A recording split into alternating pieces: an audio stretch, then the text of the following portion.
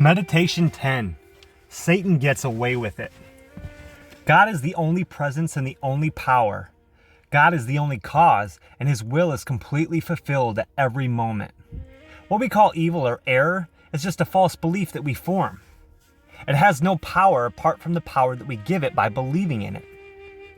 This is the truth teaching, but it happens too often in practice that the student, instead of really getting rid of the conventional belief in the reality of evil, merely changes the name of his devil and goes on recognizing him under some new alias. It is the standard practice with swindlers each time they're exposed, promptly to change the name of the firm and then restart the old fraud under the new style.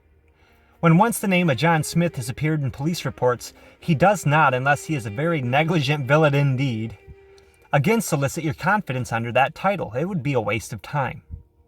What he does is just buy a new brass plate and he starts up the old racket again as Mr. and Mrs. Brown Jones.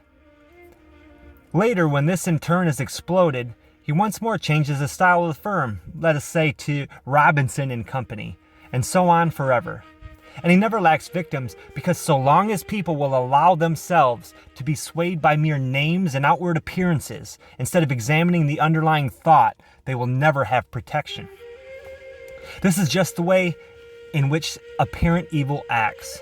For Satan, having been thoroughly exposed as the devil, with horns, hooves, and tail, promptly alters his name and address and goes on tempting those who should know better into sin, sickness, death, by giving himself some new descriptions such as error, mortal mind, hypnotism, time, climate, heredity, and so on and so forth.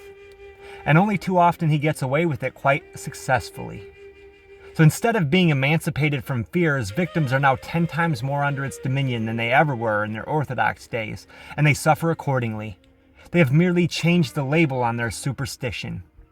As long as you recognize the reality of anything but God under any pretense, you are harboring fear, and you will punish yourself inevitably.